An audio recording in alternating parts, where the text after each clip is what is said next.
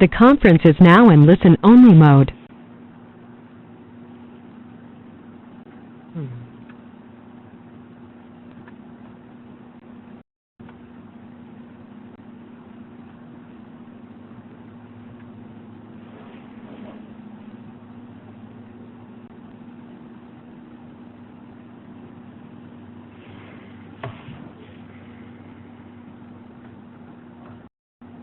Okay. All right. I think we can go ahead and start it.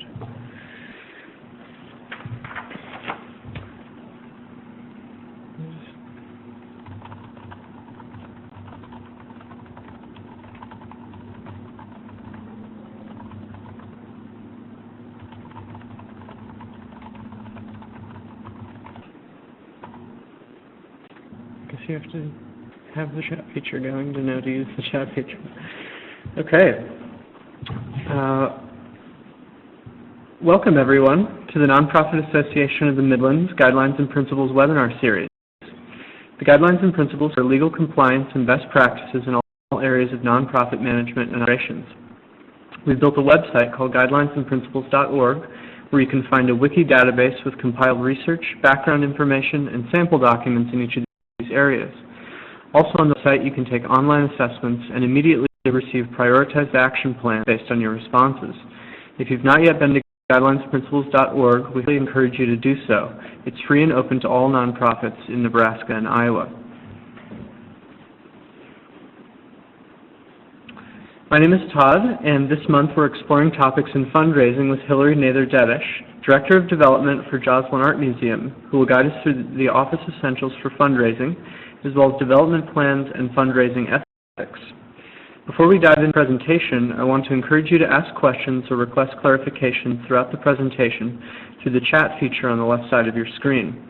Click Show Chat to enable and type questions in the bottom left part of your screen. When Hillary reaches a good stopping point in her presentation, she can address your question. Your identity will remain anonymous, so feel free to pose any question. For the record, we're recording today's presentation and we'll make it available to watch in the future on our website and YouTube channel. Okay, Hillary, thank you for being here with us today to shed light on a difficult and essential subject for all of us. Would you tell us a little bit about yourself and why you were compelled to answer our request to be here today? Well, thanks for having me, and thanks to everyone for participating in the webinar today. I think that for me, I've been in fundraising a little over 13 years, and I think having a really organized development office is your first step in the right direction of being a successful fundraiser. So you can ask as many people as you want, but if you're not organized and follow up and make sure everything's in order, that can quickly get you into big trouble, I think. Great. Well, thank you for coming, and are you ready to get started? I'm ready. Okay. Just a reminder, if anyone has questions throughout the time, just to make sure that they use the chat feature and let us know. We can see some people say it's hard to hear me, so we are going to change the mic. Is that better? Hopefully everyone can hear me better now. How's that? Is that an improvement?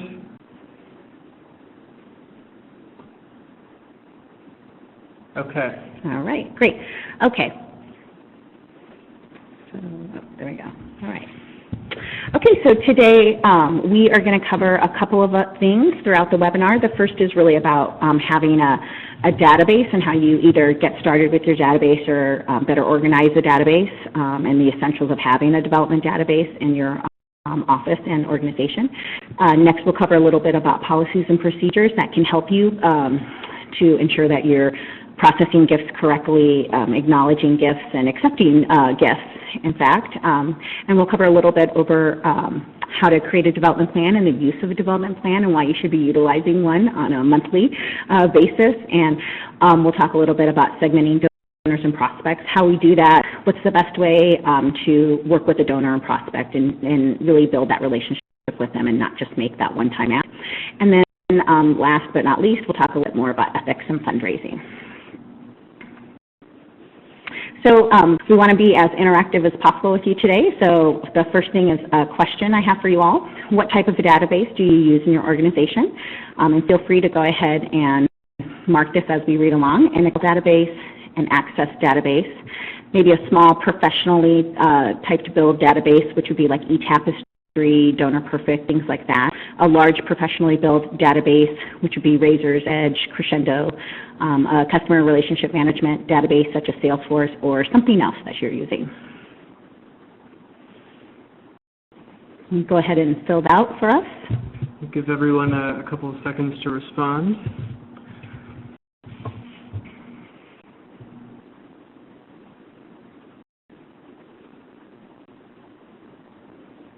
Okay, still waiting on a few of you to respond. If you want to tell us what kind of database you're using, and if you're not using a database, go ahead and click Other, I suppose.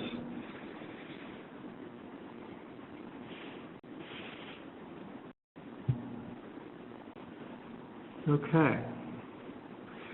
Take a look at the results. Okay, so pretty even here, the number of people who are using an Excel database versus a small professionally built database, with a very large database that probably has a lot of capability, and a CRM system. So great to hear. Oh, we had a few changes here. So, all right, well, we'll move on and talk a little bit more about databases. So a database is something that's really, an organized system to collect donor data. It's about being able to merge for your mailings, and which you should be doing all of the time, being able to collect notes and contacts. That's really all of the interactions that you're having with a donor on a regular basis or a prospect. And being able to collect gift information, of course, and merge that for acknowledgments. Again, you want something that's all comprehensive so you can be doing everything at once. And then hopefully it has the ability to run reports to analyze your database. Even if you're using an Excel or Access database that you've created, you should be able to do some trending and be able to understand who's in your database and what they're giving and what that's looking like. Additional perks that lots of databases and software offer to clients are you can link to your website, you can link to card processing software, things like that. So when people are entering in and making gifts or purchasing something or going to an event, that automatically will upload into your system. A lot of times the development database will upload into a back office financial software or link somehow. And then hopefully, if you're lucky, you have a web-based database or cloud-based, something that your whole staff has access to anywhere, including in the office, but outside the office as well. So how do we know, there are a lot of options out there. How do we know if we're using the right database? How do we know what's out there, and how do we figure that out? Right. Well, I think you would know, first of all, if you're using that database, if you are spending time in your database, but you're not ripping your hair out, I can't get this, or if your CEO or the Chief Development Office, depending on how large the organization isn't saying, I can't get information out on a regular basis, then first of all, you're using the wrong database if that's happening. But if you're looking for a database or you're wanting to upgrade it, I think the first step is to say what do you need to look at similar organizations in your community. I found the nonprofit community is really friendly and helpful. So seeing, I work at an art museum, so I would look at other art museums and what they're utilizing both in the community and outside of Omaha to see what works best. And then I have a resource for anyone if they're interested. It's a little outdated, but from the Association of Fundraising Professionals in 2009, they did a pretty comprehensive survey and study of databases all over the United States and Canada. So it's very comprehensive, and I think it's a good start that you could look at. So if people are interested, we could hand that out too. But it's really trying to understand what you're doing, where you're going, and what you need. Great. We'll make that available to everybody after the webinar. Okay, so the next thing I'd love to hear anyone talk about challenges they might have with their database or getting it up to date, keeping it up to date on a daily basis, hopefully. So go ahead and answer this as we go along, please. What's the biggest hurdle you and your team and your organization are dealing with? Either you lack an up-to-date software that works, you lack staff time to enter in the information on a daily basis, you may not have funding or training on your software, but you have great software, you just don't know how to use it, something other, or you're great and you have no hurdles. That's great. I have hurdles, so I want to know who that is. So we'll just wait a few more minutes to give everyone a chance here.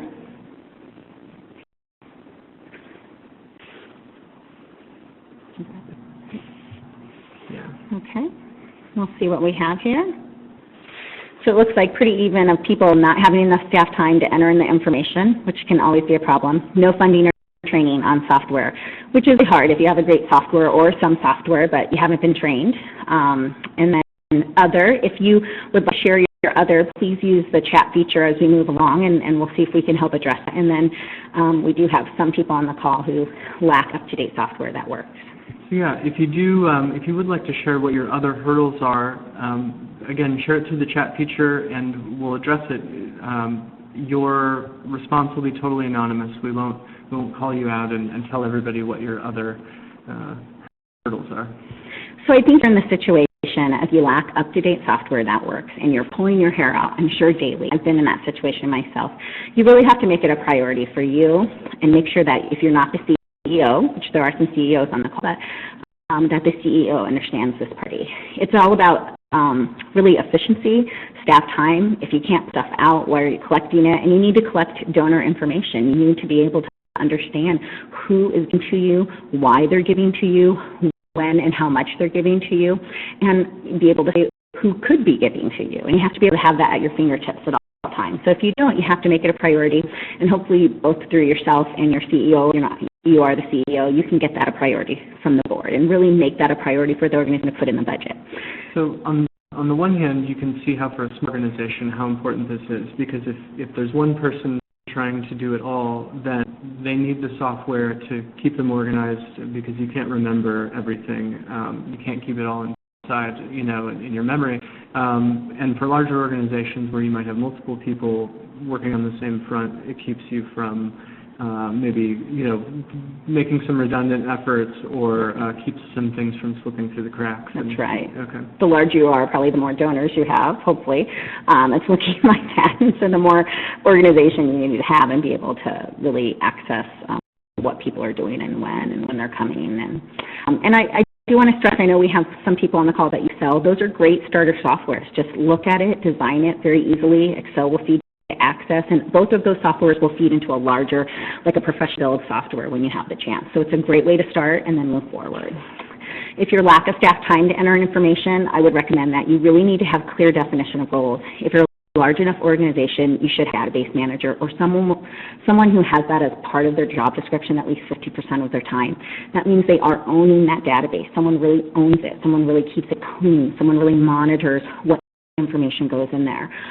When I was with, a lot of people know I was with the Omaha Community Foundation, we took that step to when we purchased a brand new software to make sure we brought on a database manager. It meant giving up on some administrative support elsewhere for the organization, but we felt like that was so important to us that if we're going to spend all the money on a database, we needed to manage it. And I think it's a really good rule of thumb to make sure that everyone, no matter what your role is, you're getting stuff in the database. So at the job, it's just not me and my team. Our CEO, Jack Becker, he puts stuff in the database as well, and he accesses stuff. And if he does, at least gives it to his assistant to do so. And, I think we make that very clear expectation that we all have to have things in our database within 48 hours, and call reports have to go out so everyone knows what's happening. So everyone plays a role, but one person takes responsibility for the whole project. I think so. In a really large organization, very much so you should have one person taking a role. If you're in a small one-person office, it really is your role, and since that's easier and harder, you don't have time, but it also means calendaring it out, making sure, again, within 48 hours that you know what's happening, and that's in the database. If you don't have funding for training software, I know I just stepped into a new role. I need to be trained on our software, and a few of my other staff do, and so we're looking for some capacity building grants. I know the Community Foundation locally offers that, and that's a trend with community foundations, but looking for funding in that manner. Also looking at maybe a local software company who might help support that. Again, it's not a huge expense, so instead of looking for a smaller IT or software business to maybe give you a larger support or sponsorship, seeing if they'll give you $2,500, $3,000 to bring a trainer in-house for a day or so and help you out. So, and it doesn't look like we have any others to date, so we'll just move on. So I think one of the main reasons for tracking donor information is that so there's a cohesive trail for that donor cultivation and stewardship efforts. I'd like to say that if I left my organization today, someone should be able to know what happened with our largest donors with any of our donors, and you should see that trail in your database. So it's really important that every time you're interacting with a donor or prospect, even if it's a social outing or a simple call or a personal note, those things need to be in your database. And while I know that takes time, it's really important. And for anyone who's walked into a new organization and that isn't there, that trail isn't there, it's hard to put together, and you don't want to look, incompetent, quite frankly, to prospects that you don't know what's happening with their relationship. And that's happened in many organizations where you see staff left or people retired all at the same time. And so it's really understanding that. And that's what that notes contacts area is. So that institutional memory. And again, I'm always talking to our CEO. He knows, and he's great about, he just had a call with someone, he had a meeting with someone, he lets me know, he puts it in an email to me, and it gets right in the database. And my staff knows. We use process. If anytime you're meeting with someone, if you have a staff, or if there's other people from the organization who should be involved, the education department or programming staff or operations, whatever the size of your nonprofit is, you should be sharing that. So call reports don't just stay within the development office. They go agency-wide to who's appropriate, just like when the CEO meets with someone, agency-wide. So everyone knows what's happening. And then if you were to happen to meet donor X, who the CEO saw last night, the next night, you would be able to reference that, CEO saw the donor. That's powerful. So, yep. So, and then again, just keeping your files up to date. It's really important to have that process in place. So our next question is all about keeping all of those files. So we've been talking about development records and files, and so I have questions for everyone on the call. How do you maintain your donor records and files in your nonprofit organization or your development office? Do you just keep paper copies and enter stuff into your donor database? Do you keep electronic copies only, which would be like a PDF or a copy of something that was sent, as well as things in your database? Do you keep both, paper and electronic, and possibly a third in your database? Are you using some other type of donor record maintaining device, or you're not currently keeping records at all? Maybe you have a chalkboard. Yeah, no, that would be great. We'll wait to hear from a few people.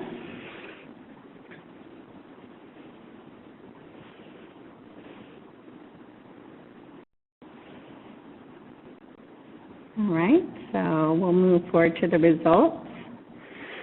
So it looks like most people are keeping both paper and electronic copies, and we do have some all-electronic copiers out there. Kudos to you to make that change. It's a big cultural change, I think, in general for nonprofits and for development offices. I think when we start getting into some information technology questions here as we move into the electronic copies only and keeping electronic records, not just in the development realm, but in all areas of management. So that's something we're going to address later in the year in our information technology webinar. How do you know that you're, as you move to, become paperless, how do you know that your stuff is secure and, it won't all disappear in a fire or something like that? But anyway. Well, I know when it's really a preference for the organization and the staff and where they're at.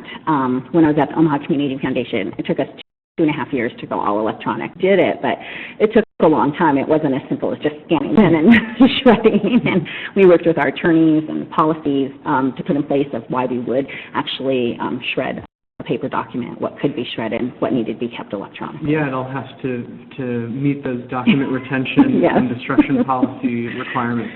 I have to say that was not one of the most exciting times of my career, but it was worth it, and I'm glad we did that. And we've started that method at the Joslyn, where I'm at currently, is how can we get things electronically. I think a great way to start is to just take one event, one appeal, one thing that you're doing that's coming up, and just try and see what happens if you keep that electronically and paper, and just see how it works for staff. You have to do everything that way and just start. So I know we have an event coming up in May, and so we're starting to keep it electronically as well as paper and see if we can move in that direction. But again, it's really about preference for your organization. Of course, it's really important you work with your finance department and that they're working with your auditors, like you're talking about with document retention, to make sure that it's the best method for the organization and your meeting standards. There's pros and cons. If you're an all-paper file, then you can only access that in your office. If you're in a really large building, I'm in a big museum, the files are not necessarily easy to get to in terms of just you walk out of your door and find them. And if you're in electronic files or you want to keep things electronically, of course you have to have a large enough system and make sure that they're safe and that nothing's going to disappear on you and things are backed up. So just to clarify, if you are going to move to be totally electronic, who all needs to be in on that conversation? Right. I think the CEO, the development chair, development lead, definitely your IT staff if you have that on staff, or consultant, your finance department and staff. And then if you do legal operations or legal, depending on how you're structured, legal advice, definitely you might want to create an ad hoc committee that would create all of those people. I would bring in some experts as well as study and see and talk to who's doing it in the community and who's not, again, and how they worked through it. But depending on what type of organization you are, what type of client information, it's not just about the fundraising piece that, you could be collecting information as a whole in the organization that you have to keep in paper form for a long time. So. Okay. All right. So that's about it for databases. Hopefully you all enjoyed that piece of the webinar. And we want to talk a little bit about policies and procedures, which I actually really like and love creating. So let's see what type of policies and procedures you have placed in your development office or your organization, and go ahead and check many that apply to you. A conflict of interest policy, confidentiality policy, a gift acceptance policy, a gifts in kind policy, a gift entry and recording policy, a gift acknowledgement policy, donor appreciation and recognition policy, a donor naming opportunities policy, and other.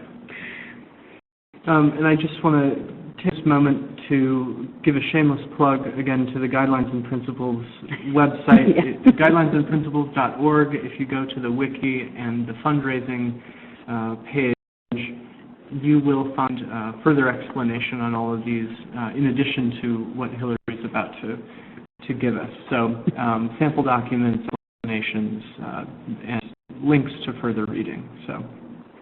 Great. Well, we'll see what we have here. Okay, so great. We see a lot of people on the call having conflict of interest policies and some confidentiality policies and gift acceptance policies that are important to have in place, as well as a gift entry and recording policy. Again, that keeps your database clean and allows, some people on the call know that, allows a process in place, and the gift acknowledgement policy. And we have quite a few with donor naming opportunity policies, so that's great to see. So, wow. Oh, and gifts in kind, yay. That makes me so happy to see those.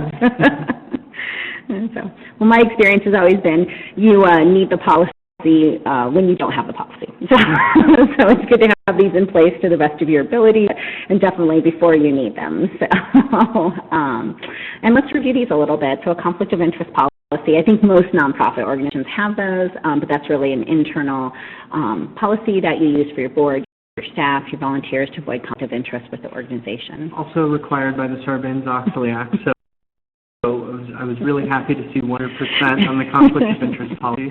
Always good to go back and review that from time to time and make sure that you're covering your bases, but that was excellent. Remember, you should be updating those annually with your board staff and volunteers, so if you're not, put that in place this next year at least, and talk a little bit more about those and how important that is in an ethical situation. Confidentiality policy, again, an internal policy, and sometimes this is included in a HR employee handbook, might be included in that way instead of an actual policy, but it's really to acknowledge that you're using confidential information in a development office, as well as, I'm sure, Health and Human Services nonprofits have this as well with their donor clients, but in the development office you have private information, social security numbers, I know at the Community Foundation with brokerage account numbers, things that you have to keep very confidential, birth dates, all of that stuff, gift amounts, and donors or board members and staff and volunteers should be adhering to that. Gift acceptance policy, it's so important to have. This lists what types of gifts you can accept, you can't accept, and what the procedure is for getting those gifts. And this is more than cash. This is really about assets, property. You could add in-kind there, so it can be all comprehensive. Services, right, all of things. And it'll talk about if staff is just approving it, if a committee might approve it. Again, when I was at Omaha Community Foundation, we had a committee that approved gifts other than cash coming in, so it was a great way for us to be able to say no. I said, oh, the committee. So we couldn't accept that gift, which is just the staff. And sometimes boards approve those gifts at a certain level. So those are really important. That's important to have in place. I would say if you didn't have any policy in place and you're looking for one, the gift acceptance policy is really important. And I know that you have resources. I have resources. You can go to local association of fundraising professionals professionals here. They'll have resources in place. Now, in your experience and, are these policies, do they stand alone, or are they something that get folded into the financial policies and procedures of the organization? What's the relationship there? Yeah, it could be both, depending on the size of your organization. I think I've always seen a gift acceptance policy on its own, so regardless of what's happening on the financial side. So, again, you should be able to hand that policy out to any donor making an inquiry to some type of gift, and a lot of times that might be coming from a professional advisor because, again, you're looking at a gift other than cash coming in generally that someone's questioning if they can give it. So. A gift in kind policy could be in that gift acceptance policy or by itself. Again, it's listing what types of gifts in kind you'll accept. So last week I was at a session and for AFP locally, and someone was talking about when they were at a hospital having stuffed animals to display and that they needed them to be clean and washed and things like that. And so this is, again, a policy, great thing to have. And when some donor says, I have 700 items I can give to you, say, great, we just have to meet these policy requirements, so here you go. It really allows you to take that stress and kind of piece off yourself as you're talking with a donor and say, this is our policy that our board's approved. And so this is how we'll handle it. That's right. Just want to remind everyone that if you have any questions or clarifications or to go ahead and use the chat feature. And then a gift entry and recording policy. This is really an internal document and says how gifts are recorded, where things are kept in the database, so how they're processed, acknowledged, all of that information. And it's really about when you open up a file, this is where you record it, and this is what it looks like, and this is how it's supposed to be done. So that's important to have, and usually that person who's owning the database creates that. You get lots of samples for something like that. But it's important to have because, one, if that person is sick or on leave or leaves, and two, just so if anyone else is entering things in the database, they know what the process is. A gift acknowledgement policy and procedures is your internal process and policy for how you're processing those gifts, not just how you're recording them for the gift entry, but how often do you send thank yous? Do you do that once a week? Do you do that within 24 hours? I know at my office we have a 24 to 48 hour deadline that thank yous have to be processed. You also would include in that who's signing the thank you. If at a certain level, a lot of organizations say at a $500 or a $5,000 level, depending on your organization and what you classify as a major gift, who's signing the thank you, who's making an additional follow-up call, how the board is involved. So I know in many organizations they say at a X level, the board chair has to call and say a thank you. So again, this is letting everyone know who's involved in that process, not just the development office, but the CEO, the board, development committee, how they're involved and what they're expected to do. What are your feelings about paper versus electronic in gift acknowledgement? I've made some donations, small donations to organizations, and sometimes I'll get an email, and that's sufficient for me. Some people, I don't know. How do you feel about it? Well, I'm pretty sure. So you're not required to, a nonprofit's not required to thank a gift under $250 in paper. So most organizations do. So I think if you're giving a gift online, to expect an online thank you is pretty appropriate. If you're giving a gift via paper, probably a paper thank you is appropriate. It depends on the clientele. So, I think I haven't participated in Omaha Gives. There's a lot of people on the call who have, but I know that we've been talking internally, will we be thanking via paper or online? Because people are giving online and trying to determine that. So either way, they could be lost. And as long as you're keeping your own record, that I think it helps. Because if someone says, I didn't get that email or I didn't get that thank you, you just need to reproduce it for them. Okay. And so donor appreciation recognition policies, this is really about including, it could be including that gift acknowledgement policy again, but how donors' gifts are going to be used, how they're going to be thanked, how they're going to be recognized. So it might be that we're only going to put all gifts under $500 don't go in our annual report, or we only recognize honor gifts once a year. Things like that. So again, a lot of times this could be included in those other policies, but it's a way to let donors know how you recognize as a whole. So if I gave a $500 memorial gift and I wasn't acknowledged at the same time you were for a $500 annual gift, and the reason why is because that organization just may not list memorial gifts as often, and having a policy and to be able to show a donor that is great. So. And donor naming opportunities. I know we have people on the call, so really that's around mainly capital items, or if you have a building that you're doing annual naming around. And this policy would include at what level you'd put a name up in that space, when so much percentage of the gift has been included, when that name goes up, what has to be given by the time the name goes up, things like that, and how often that naming opportunity might change. So I know of spaces, I've worked in a couple of museums, and naming opportunities aren't forever unless they're endowed, and so you have to make that clear with your donors.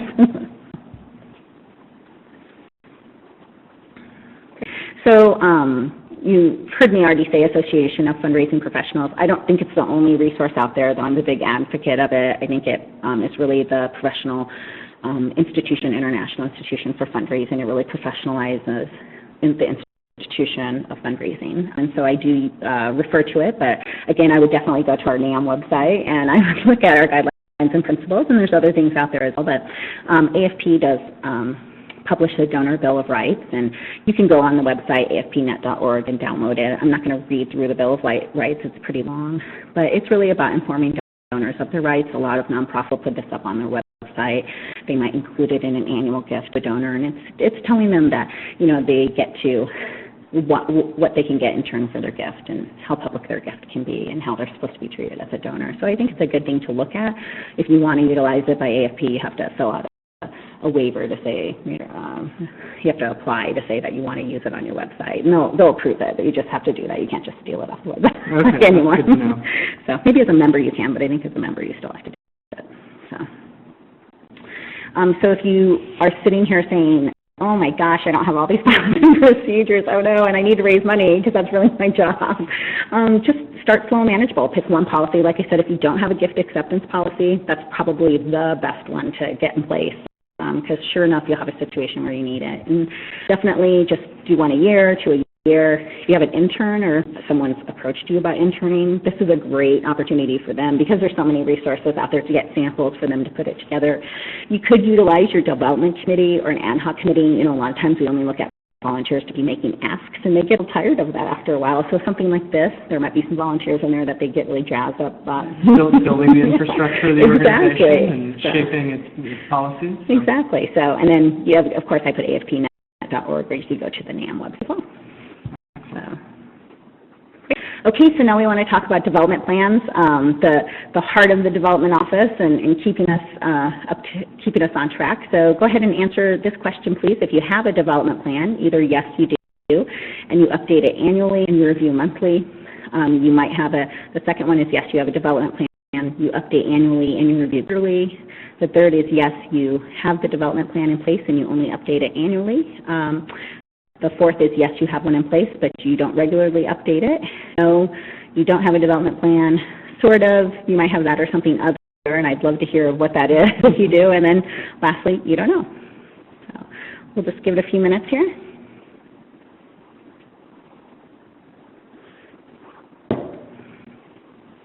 And we saw that we see that we've got a sort of an other response.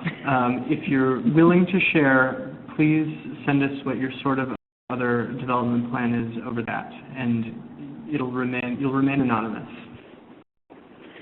Okay, see our results here. Oops, sorry, I did that wrong. Let's go back. Will it show? There we go. Sorry about that. So it looks like we have over half of the call, people don't have a development plan in place, and then we do have some people who review it annually, and maybe a sort of other. So I would say to you, the best answer is yes, you update it annually and you review monthly. Just like a strategic plan, you want to put a development plan in place to be able to utilize it. So if you're going to spend the time to create a development plan, you definitely want to be using it on a monthly basis. So it should be a living, breathing document. Right. It's not something that just gets filed away and we look at one year. So the development plan is really there for many reasons. One, you should include all of your goals for the year, possibly for the next 3 years. The development plan really works in conjunction with that strategic plan. So whatever the organization wants to do strategically, developmentally, you have to say, this is how we're going to raise that money to get to the strategic goals. You should have all the strategies in place of how you're going to reach those goals. You include the analysis of potential by your constituency and by each strategy. You have an action plan and timetable for each strategy with income benchmarks. You usually have an assignment of responsibilities for strategies. So, and it's not just only in my office, it's not my name on our development plan, it's me, my entire staff. the CEO, board, other staff in the organization, and volunteers. So this is really the document that says we're relying on you, CEO, we're relying on you, board, we're relying on you, ex-volunteer, to do this. Otherwise, we won't make that goal. It looks like we had somebody write in who says that they have pieces of a development plan, Oh, okay. sponsorship plan, the type of fundraising that they do, but it sounds like they don't have anything comprehensive or official. So in developing a development plan, I have a couple of questions. One is, who are the actors in the creation of the development plan? Who's driving it and who's responsible for it? And then the second question is, how closely is the development plan tied to your strategic plan? So it would start with your development office, volunteers and or staff, depending on how big or small you are. So I'm an office of 5, 6 with me, so we start with me. In my office, we don't necessarily bring volunteers in at that point. But if you were a smaller office of 1, which many development offices are, I would say use your development team to help with that. And it really starts with that. And like the person who said that they had a sponsorship plan, you're looking at every strategy. So you're setting that goal for your annual appeal. You're setting that goal for sponsorships if you're doing sponsorships, for membership if you have that, for capital if you're doing some type of capital or building maintenance or something like that, for endowment if you're doing endowment, or for planned giving separate than endowment. So those are examples of all of those things. You want to set your goal. You want to look at both your goal financially and then goals possibly by numbers or constituencies, so number of donors, number of members, number of events, things like that. You may be very special event oriented, so that would be a big part of your plan. And it's really aligning each one of those and looking at the action steps under each of those big topic areas. But again, the development plan really is what supports the strategic plan. So I know at my organization, we do the strategic plan first at a senior level. Each department kind of their own information, but at a senior level, that's decided and approved by the board. And then it go down to the development plan to say, again, how are we going to support the dollars that we need to accomplish this strategically this year, because it's not just going to happen on its own. Exactly. Yeah. So, no money, no mission. Right. So definitely include budget and funding for each strategy, and possibly you're including marketing items in there. If you don't have a separate marketing department, a lot of times those are either within fundraising or included in the fundraising development office. That'll be in the plan, so it just depends on how you're structured. But again, I can't stress how important it is to have this plan. In my organization, my development office staff, we look at this monthly, and I look at this with the CEO at least every 4 or 5 weeks. So if you're reviewing, monthly, do you ever need to overhaul? Do you have a regular time when you say, okay, been adapting, on an ongoing basis now for 2 years, maybe we need to, or maybe your strategic plan changes significantly and you just need to create a new one. Right. Yes, absolutely. I would say every 3 years you want to create a new plan. And when you're doing that plan, a lot of development staff will do like a SWOT, a strengths, weakness, opportunity, threat analysis. You'll do kind of that beginning SWOT analysis and look at the pros and cons of what's happening in the agency, and then start the plan. And that will say, maybe you don't always have, you always have annual going on, but maybe you don't always have certain special events going on, or maybe there's focus on planned giving for 1 year that wasn't there in years prior, so that changes. Maybe you've added an online feature or an online fundraising method to your development office that you didn't have. So things like that can change, but you definitely want to be reviewing it. And then if you're forecasting on a quarterly basis, a lot of organizations do that. I know we do. That's when we're looking and saying, first of all, we're forecasting because we know we're only going to bring in this much money. We can only afford this much for the budget. What are we going to do to cut, et cetera, things like that. Or maybe we're bringing in more money than we thought, and what are we going to do to spend? So it could be either way. So I want to talk a little bit about segmenting donors, prospects, and how you set goals for acquiring new donors and prospects.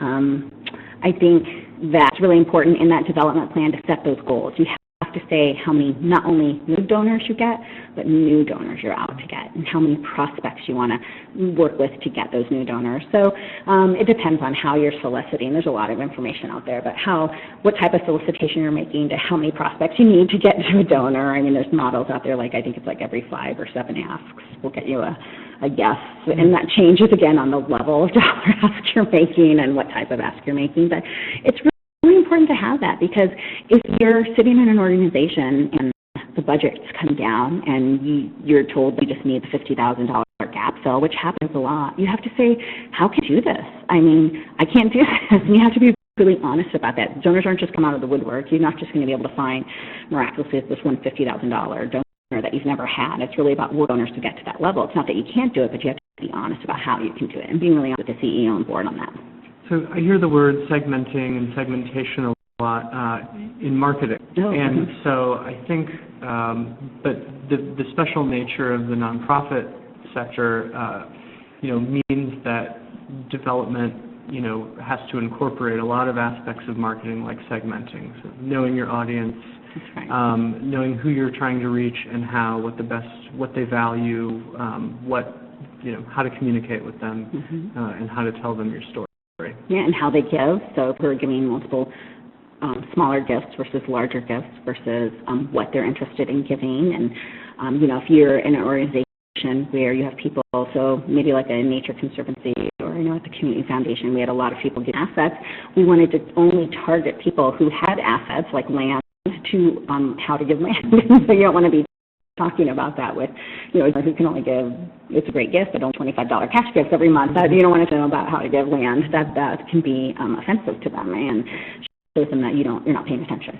So definitely set goals if you're not. Start with yourself if you haven't. Start with your CEO. Start with how many calls you're going to make to get new donors or how many times you're going to have events. So you really have to do that. So we'll talk about a little bit here about how we do segment donors.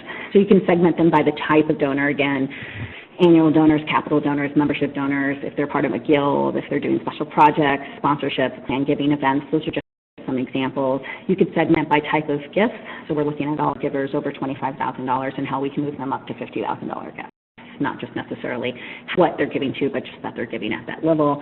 Of course, you want to segment by interest. Who's interested in your education or programming commit? Who's interested in capital? There's lots of donors out there just interested in capital giving, and you have to know that. And even if you might have been trying to switch them over to annual, or if you try to switch annual to capital, vice versa, you have to know and be able to work with them. And then again, assets. If you have a donor who's only able to give stock, or only able to give land, or only able to give an request, that's important to know. You still have to be cultivating that donor. Know that it's all coming at a different time than right now. And you don't want to treat that donor like they're not a donor if they've made a large gift to your organization. And same thing with prospects.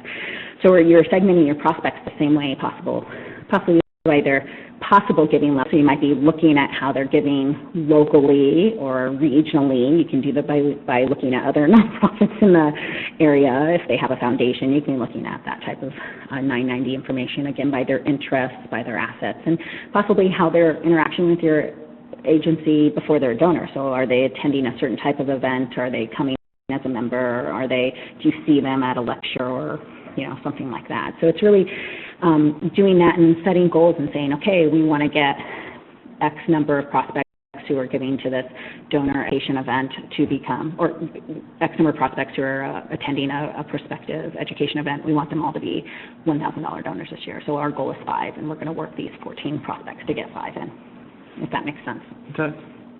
Do we have any questions right now about segmentation and identifying donors and prospects? Okay, I think it's important to know relationships come first and foremost. So when you're working with donors and prospects in your organization, it's not about my donor. I have it down here, assigned donors. It's not about me.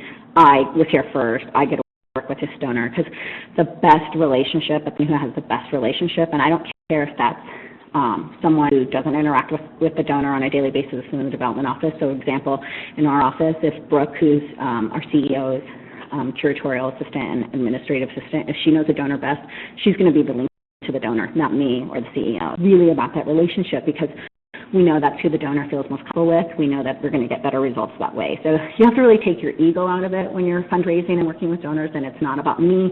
It's not about who I know. It's really about has that best relationship. Now, on the other hand, I've had people ask me questions about this particular matter, where on the one, the personal and the strongest relationship is what matters most.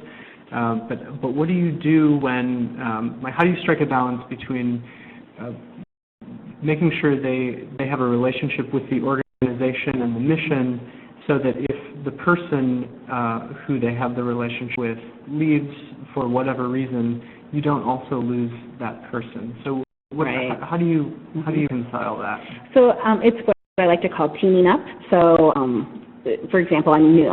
People know I'm new to the Joslyn, and I came on, and Jack and I sat down to look at our biggest donors and who Jack had a great relationship with versus who I had a great relationship with, and we actually said now vice versa. So who I didn't have really strong relationships with, I'm going out with Jack to start to meet and build that relationship. So you want to do that in your organization with your development staff and your CEO. Same thing if board members have the best relationship, introducing that CEO staff. It's really important because it is about the organization, not the person. So I guess it's a balance of both. So, but a lot of times I've been in agencies or seen where the CEO says, I'm only talking to $50,000 donors and above, and you just don't want to be in that method if, your database manager knows the $100,000 donor and they're going to get the relationship with them. So, but it's still about the CEO could be a part of that picture, including that relationship manager. I think it's a great practice to assign donors. So if you're large enough where you have multiple people on staff, and some people don't, but where you have multiple people on staff assigning and saying, Hillary, you're really assigned to these 30 donors, and Todd, you're assigned to these 30 donors, and that's who you're working with all year.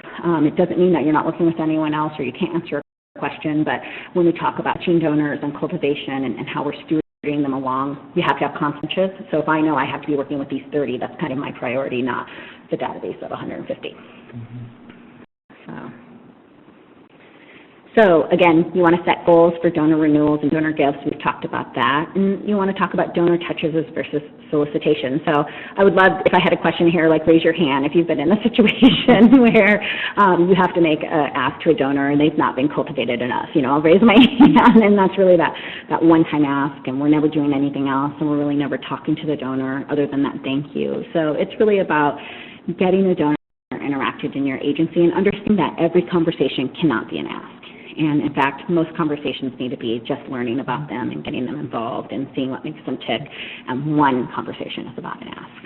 Yeah, it's important that to find out what level people want to be engaged with your organization. And contributing financially is one way, and you'll find that a lot of people they're donating because they care, and they might also want to feel like they're actively making a difference beyond their financial contribution. So these are good ways to, pull them in and make that connection even stronger to the mission and the organization, and who knows, those kinds of touches and that organizational relationship might it might mean a greater financial contribution in the future. That's right, and remember, every time you're touching a donor, it doesn't have to be at your organization. For example, I was at the Chamber Business Hall of Fame on Wednesday night, and I talked to many donors from our organization, and I went back and I put it in the database, and after a few conversations, which weren't about the Joslyn per se, they were about that donor and what had been going on and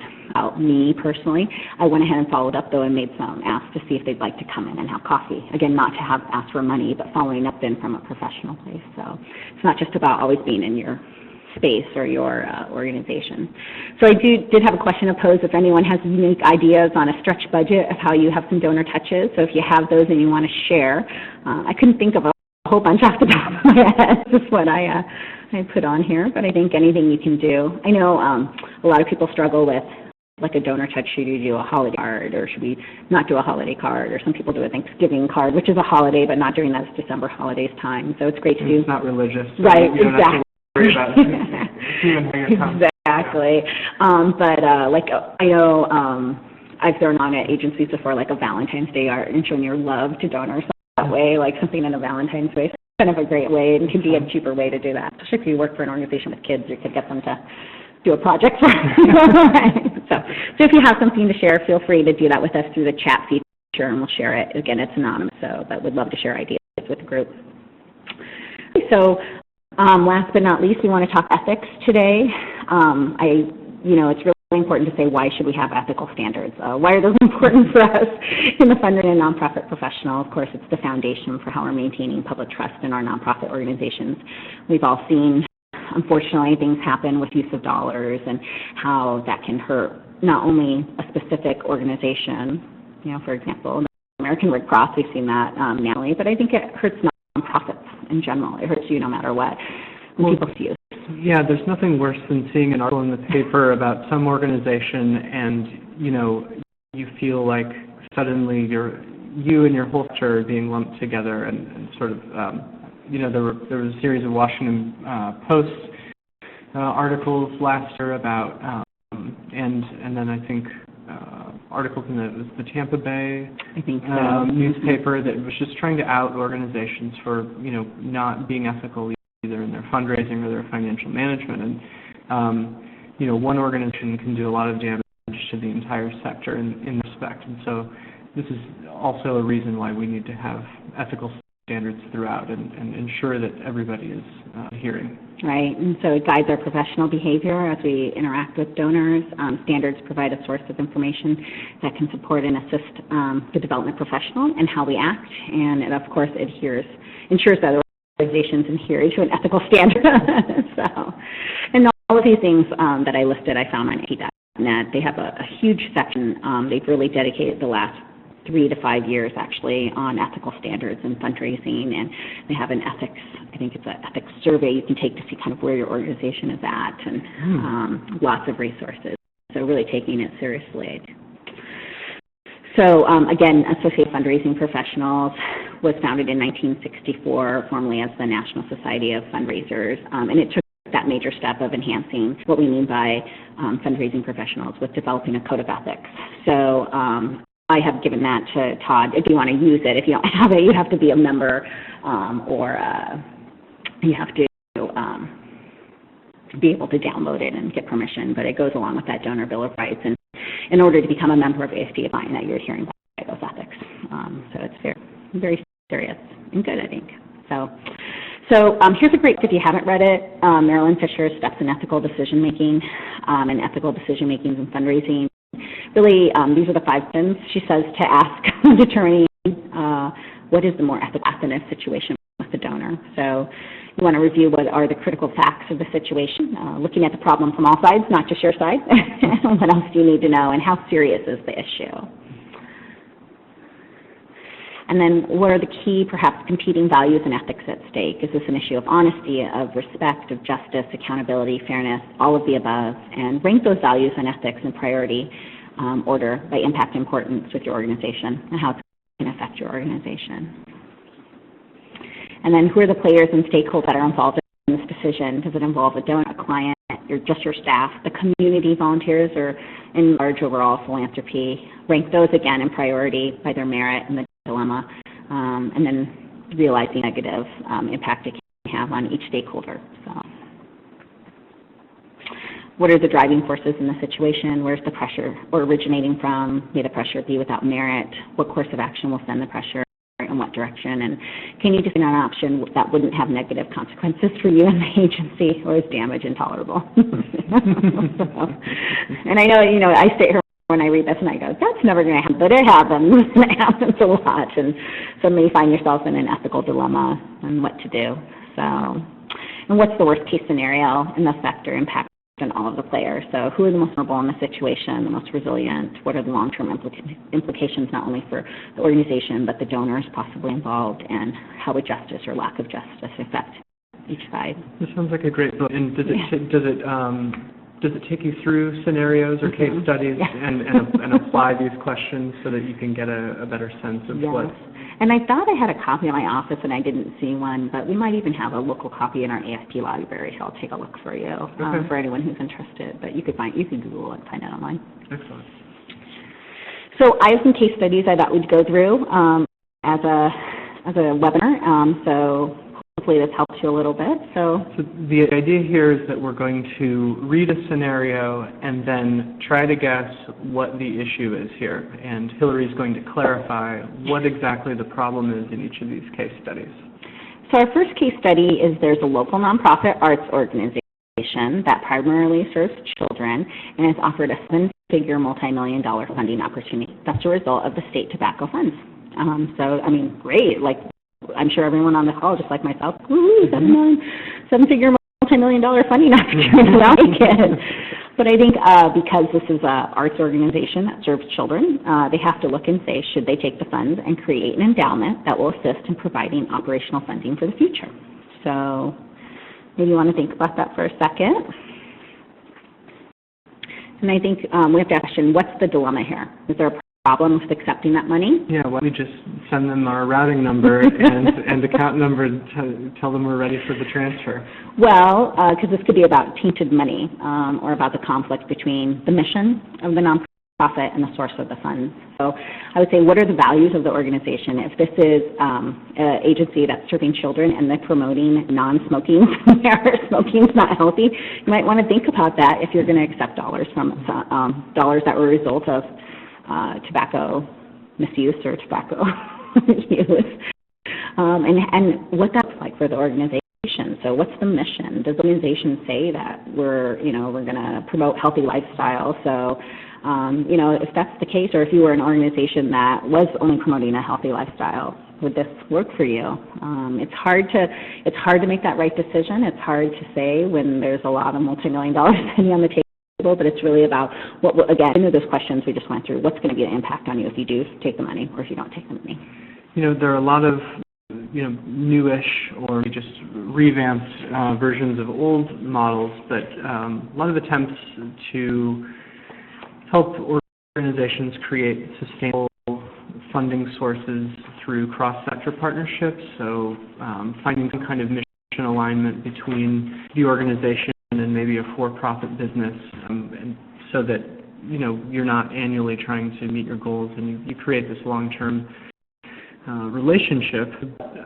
It seems like, again, you have to now not only worry about the ethics of your own organization, but the ethics of the company or the organizations or the individuals that you're partnering with. And so that's something to consider in this instance.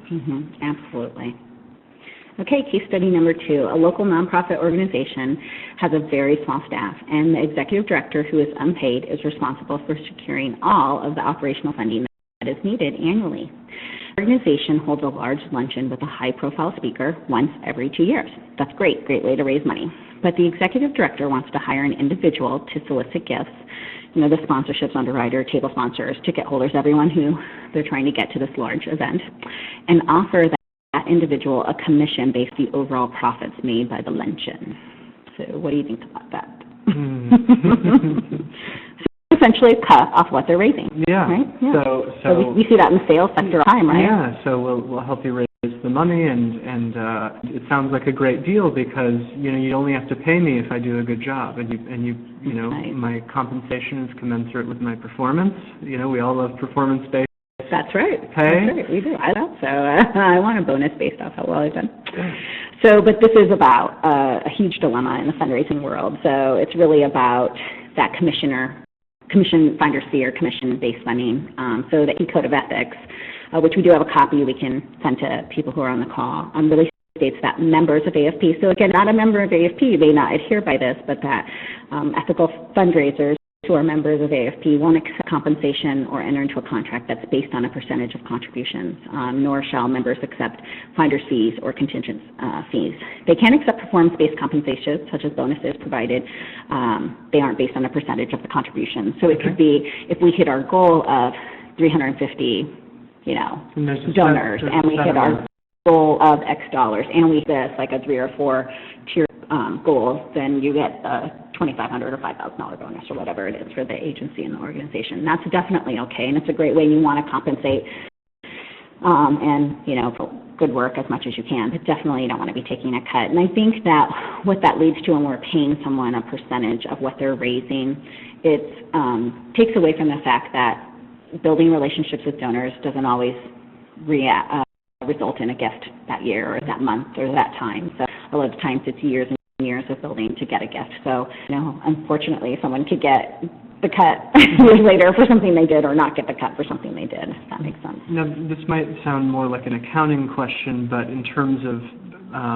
compensating a fundraiser, through a bonus or some other performance-based compensation, in order to avoid them taking a cut out of the money that they funded, the money has to come from somewhere else then, out of the operational budget. Right, out of the operational budget, that's right. Absolutely, yep. And again, it should be based on more than just percentage of dollar raised, or, look at how many table sponsors you got, how many new people you got in the door, how many tickets. You could look at a lot of things when it's event-based. So. Great. third case study is a local fundraiser works closely with a high-profile donor couple at the nonprofit they were at, including socializing with them on the off hours and enjoying gatherings at the donor's home. The local fundraiser changes jobs and keeps the donor's phone number and personal contact information and their address as they transfer to the new nonprofit organization. Do we see an issue in this? Is this a problem? I don't know. It seems like we're getting at the heart of that relationship building that we talked about earlier, and what that means. You know, is it a personal relationship? Is it an organizational relationship?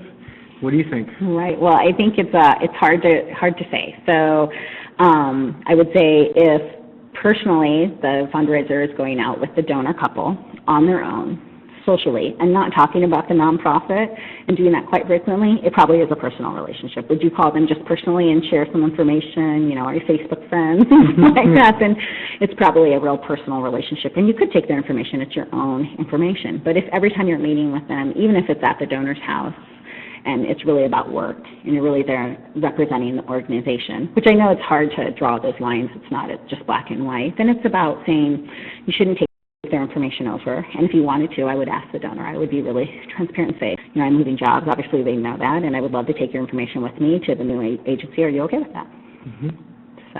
So a privacy issue. So it might be important to ask them, you know, are you as interested in my new organization as you were in my old organization? Right. And can I take you with me? Absolutely. So hopefully they are. So our next case study is about the Barnes Foundation in Philadelphia.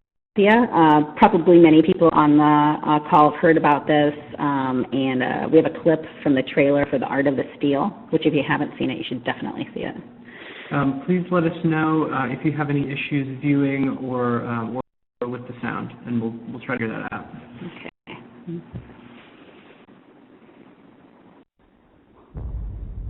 I think an enormous conspiracy is at work here. No one knows this story. This is the scandal of the art world. Barnes was way ahead of his time. He collected some of the greatest art in the history of the world. The Barnes Foundation is the single most important American cultural monument of the first half of the 20th century. They've got more Cézannes than are in the entire city of Paris. There's 181 Renoirs, 59 by Matisse, Picasso, 46.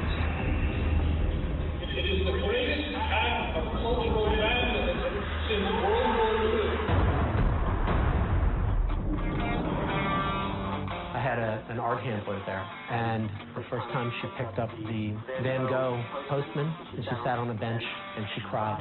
Barnes wasn't interested in a mass experience. He was interested in a quality experience. He established his foundation where he did to get it away from Philadelphia. He's got this magnificent collection being hidden away from the world. There was a vast conspiracy to move the Barnes. Down in Philadelphia, 10 times more people a day can be able to see it. Barnes turned to the best lawyers he could find to draw off his will. The collection shall never be sold, shall never be loaned. Once everybody's dead, they'll do what they want. The whole establishment wanted to capture the prize.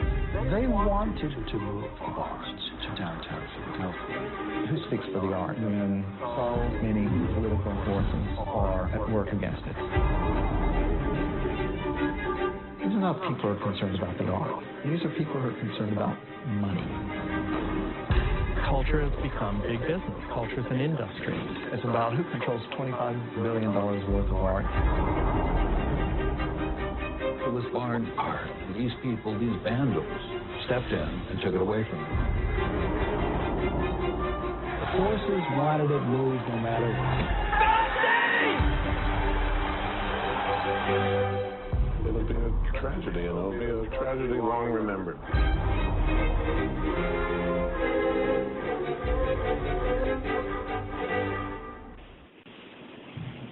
All right, so if you haven't seen that or can't quite figure out what happened, and I have to say I saw this documentary years ago, a shout out to Film Streams that offered the documentary and a great panel discussion locally about it, and now it really resonates with me working at an art museum, but the Barnes Foundation had obviously, like they said, $25 million worth of amazing masterpieces, and stated very clearly in the trust that things couldn't be sold, could not be auctioned off, could not be used for public consumption of any type.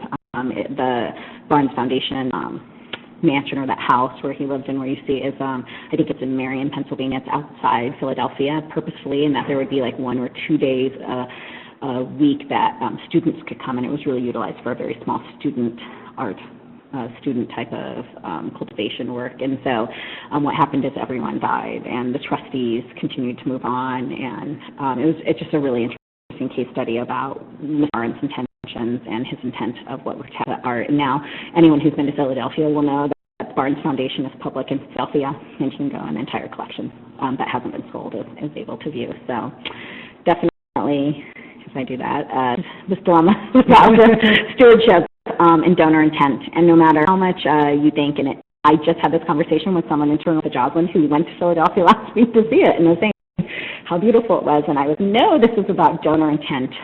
It doesn't matter how much we think that artwork should be able to be seen for public consumption, about what Mr. Barnes, who had the will to buy it, intended for that to happen. So definitely have to know your donors well enough, think about the future of what's going to happen to them, think about everyone's gone who's involved in the decision right now, how that decision may be upheld, and what paperwork's in place.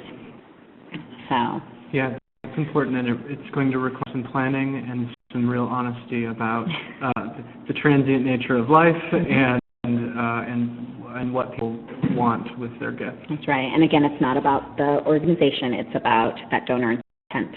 And that's why it's so important to know your donor. And if it's not the right fit, to say that really honestly, no matter how hard that is.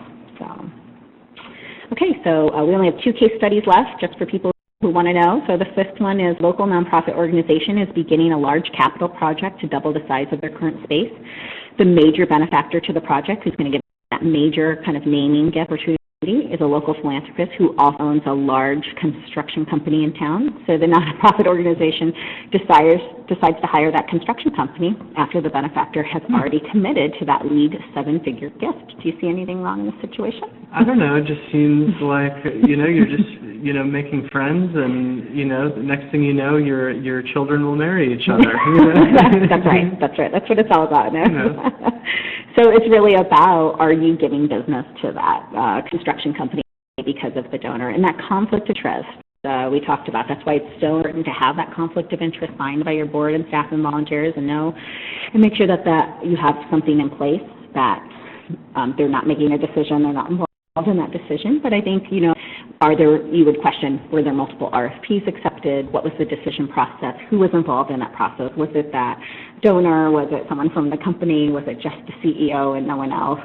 But if everyone was involved, and ultimately they had the best RFP and they had the best business in town and they'd done all the work prior, then you're fine. But you really want to make sure that you've looked at that across the board. So. And this is something that should be outlined in your conflict of interest policy.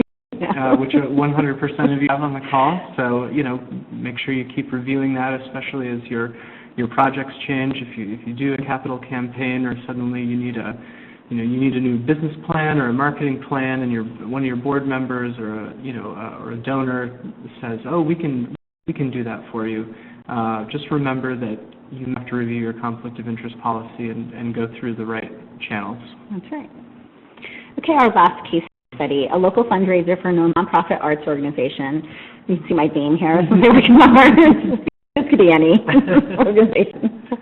This is a child welfare advocacy Child welfare advocacy, yes, it's totally fine.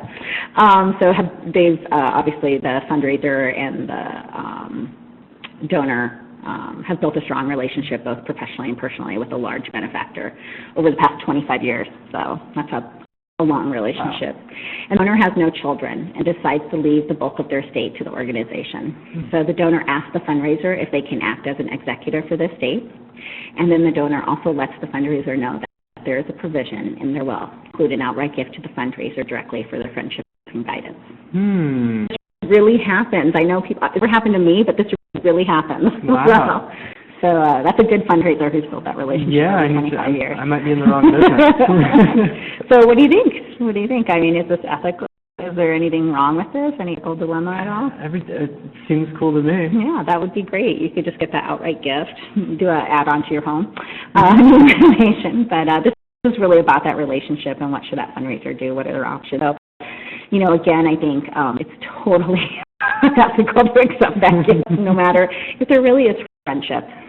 That's fine, but not have to gift. And I think that a fundraiser risks the opportunity of offending a donor in a situation. So a great way to say is, can I put that gift to charity? Can we put it towards the organization? Can we do something else but giving to me? I don't feel, it's just not right for me to accept this, but still to be there for the donor. And the same thing about being an executor. It's really trying to say we should get, maybe we should get someone else and I could be an advisor to whoever the executor is, get a more, professional in place. Again, because that can just lead to all kinds of questions about what was the donor and fundraiser doing all these years. They've left their now an executor to the will, and suddenly there's some real, impropriety, self-interest, right. and the role that it might be playing in the gift. That's right. So, but definitely working and ensuring, when something like that is happening, definitely make sure you have the right people in the room and getting advisors present. And if you really if that fundraiser was that close with the donor, I think they'd be able to convince them. And, I assume that if you had an opportunity to receive such a large gift, that you would probably also be able at that point to afford having legal counsel present to review any arrangements. That's right, absolutely. So just remember, there's no ethical dilemma when choices are cut, but there are ethical dilemmas when choosing between rights. And I think a lot of these case studies show that it's hard to make that decision, and you really do have to look at both sides of the equation, and that your organization employees need to determine the values that are important to them, and that'll help all your decisions. So. Excellent. Great. That's all I have for today. So I don't know if there are additional questions from anyone on the call, but I did want to thank you for your time today. Mm-hmm. So. Thank you, Hillary. I have a quick question. The webinar has been extremely valuable, and we've had a couple of messages saying as much come through the chat feature. Now, what do you recommend for people out there who are interested in a little more professional development in fundraising? Where should they look? Where can they get the best bang for their buck or the time, and really hone some of these skills and get oriented? Well, I know we have people across the state, so I think it does differ where you're at in the state, but locally, regionally, I would say a couple things. I would say you could go to your website, and you guys do actually partners with the local AFP chapter, Association of Fundraising Professionals chapter, and they have monthly lunches, not even webinars, but monthly lunches you could attend. AFP internationally, I think great bang for your buck. There's multiple membership levels.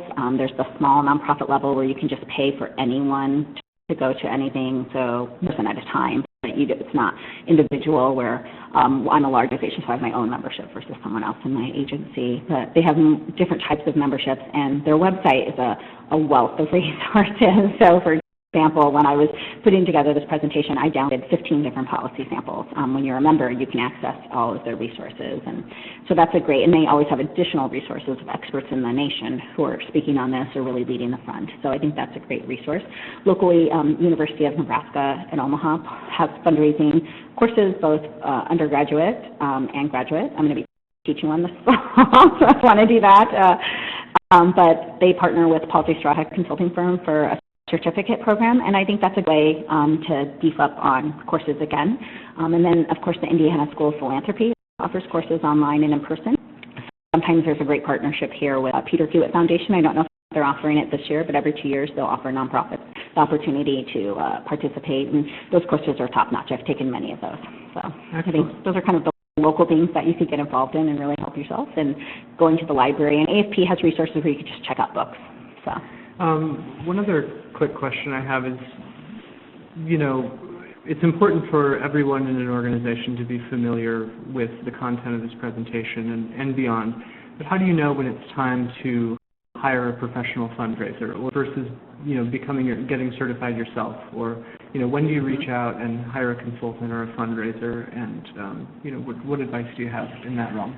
Yeah, well, I think if you want to be a fundraiser, you have to like asking people for money. You have to like balancing being in your office, being that kind of what I would call a very laborious development essential stuff we talked about today.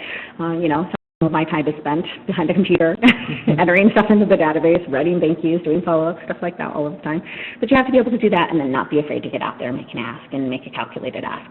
If you don't like to do that, then you need to hire a fundraising consultant or someone to come in and do it. And just be really honest that that's not your skill set. I'm not going to do it, no matter how much you say, I can do it. I think if you don't want to be doing something I didn't like every day. So I think it's looking at that, maybe looking at how much money you've raised in the past. If you're not making success with that, what are the situations? You could always hire a contracted consultant to kind of assess what's happening in the development office of a nonprofit organization, make some recommendations of where you could go. That might be a good way as well. So. And would the AF be a good place to start there to find the right person? They would have lots of local consultants. There's many. So. Wonderful. Well, I'd like to take the last few seconds to see if there are any questions,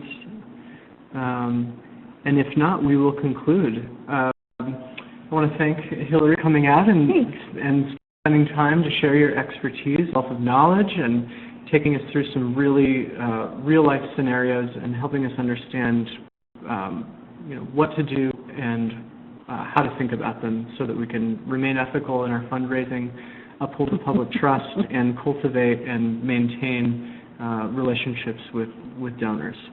So thank you very much. Thank you, and I hope everyone has a good weekend. Great. Well, please join us next month. We're going to be looking at something very closely related to this and talking to other aspects of management and operations, namely financial management and governance. We're going to look at different issues in transparency and accountability in the nonprofit sector. So go to guidelines-and-principles.org to register for that, and we'll see you next month. Thank you, everyone.